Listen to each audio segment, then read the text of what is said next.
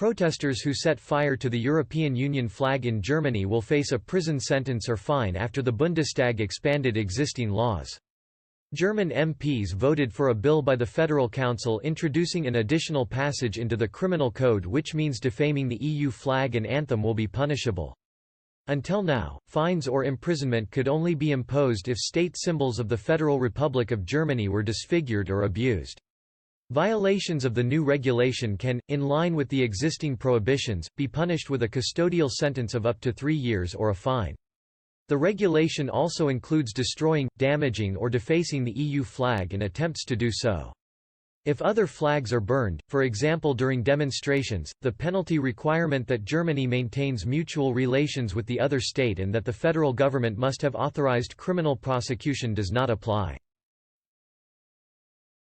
Federal Justice Minister Christine Lambrecht (SPD) said, "The burning of flags in public has nothing to do with peaceful protest.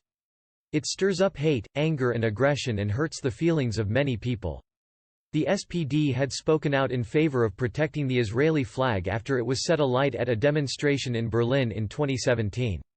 With the decision to extend the law, there is now uniform criminal protection for foreign flags and the symbols of the European Union. The right-wing Anti-EU Alternative for Germany (AfD) party opposed the new punitive provision on the EU symbols. In an amendment, which was rejected by a large majority, they spoke of excessive interference with freedom of expression and art. The move comes at a time of heightened tension within the bloc and a marked rise in anti-German sentiment as member states failed to get to grips with a united stance to tackle the coronavirus crisis. Italy, which still bitterly resents its treatment by Brussels at the height of the Mediterranean migrant crisis, once again felt it was left to deal with an emergency on its own. Opinion polls in the country showed record levels of dissatisfaction with the EU, and even long-standing supporters of Brussels openly questioned its effectiveness in the face of a major international crisis such as the coronavirus pandemic.